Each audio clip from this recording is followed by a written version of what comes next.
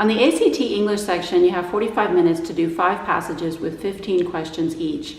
The amount of time you spend on each question doesn't matter. What matters is the amount of time you spend on each passage. The math is easy. Just as on the reading section, you want to spend 9 minutes per passage. And if you hit 9 minutes but haven't finished, just drop it and move on to the next passage. However, you want to answer all questions because you are not penalized for guessing as you were on the SAT. A lot of people say that the ACT verbal section is easier than it is on the SAT. Is it? Well, yes and no. The difficulty level of the questions is a little bit easier, but the timing is different. So on the ACT, you have to move faster.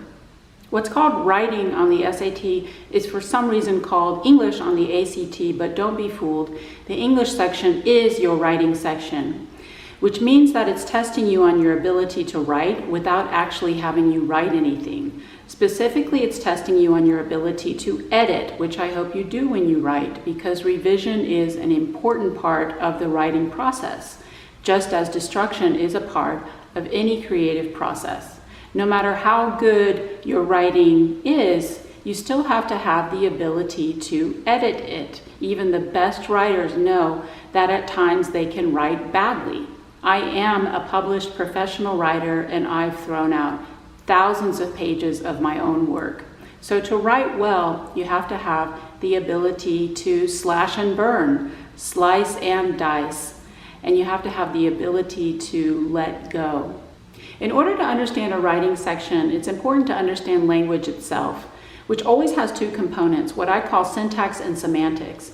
Syntax is just the structure of the language. A synonym is mechanics, which has 4 components: grammar, punctuation, spelling, and capitalization. Semantics is another issue entirely. Semantics literally comes from the word for meaning. Language has meaning, and here is where language is different from math.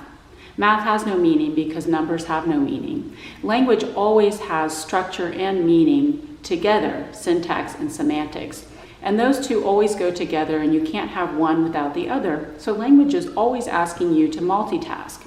That's why, for example, it is possible to have very many beautiful ideas that you cannot express or communicate to anyone clearly or comprehensibly because you don't have enough structure. On the other hand, you can speak and write with perfect mechanics, grammar, punctuation, spelling, and capitalization, but not say anything that makes any sense or has any meaning. So the ACT English section is asking you to revise by paying attention to both syntax and semantics. So let's talk about syntax. Syntactical questions are the easy part of the writing section because it's just like math. Syntax or mechanics is grammar, punctuation, spelling, and capitalization. However, you'll never be tested on capitalization. When it comes to grammar, you will be tested on what I have identified are 13 common errors: adjective versus adverb, comparison, diction, fragment, misplaced modifier, dangling participle, parallelism, passive voice, pronoun, run-on, subject-verb agreement, transition, verb tense, and wordiness. I have information along with exercises on those 13 errors on my website. I include the links in the description, and if you'd like separate videos on that information, please let me know. When it comes to punctuation, you will be tested on the big 3 punctuation marks, which are comma, semicolon, and colon. That information too, along with exercises, is on my website. You'll also be tested on really stupid stuff like how to use the question mark or the exclamation point in English. If you miss those, I'm going to be mad at you. And when it comes to spelling, you are tested on commonly confused words. For example, it's and its, there, loose and lose. Those 2 should be relatively easy, so I hope you get those correct as well.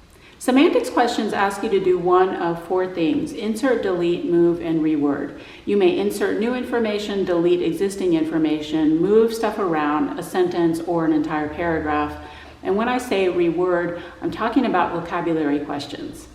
When you insert and delete, you may also be asked to justify why or why not you want to do that. When you insert, delete, and move, you want to pay attention to transitions, especially the demonstrative pronouns. I'll give you $1 million right now if you can name the demonstrative pronouns in English without looking anything up. There are only 4 of them: this, that, these, and those. Those words always refer to something that comes before them. So if you see one of those words in a sentence, then you want to put the sentence after the sentence that contains the information the word is referring to.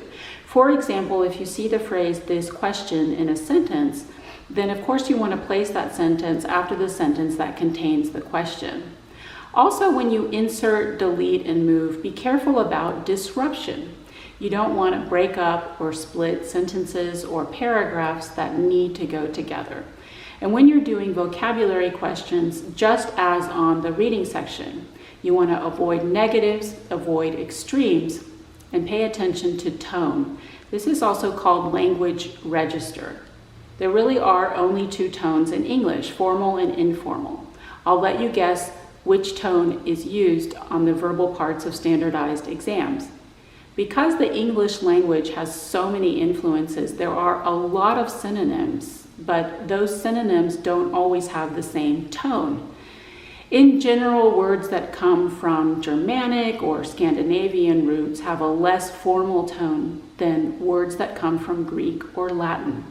For example, phrasal verbs. A phrasal verb is a verb plus a particle, a preposition that's acting like an adverb that gives the verb a different meaning. For example, I have the verb give, but I have the phrasal verb give up. And those two have completely different meanings, and in another language may be completely different verbs. In general, phrasal verbs are a less formal tone, so you want to avoid them. So that's an introduction to the ACT English section. Now that you know the different types of questions, try to identify the question type as you go through a passage. Is it syntax or semantics? If it's syntax, is it one of the 13 errors, or is it punctuation, or is it spelling? And if it's semantics, what are you being asked to do? Insert, delete, move, or reword. For more information, please visit my website. That information is in the description. And for a private lesson with me, please also visit my website. That information is also in the description. I've worked online with people from all over the world, and I'd love to work with you. Take care.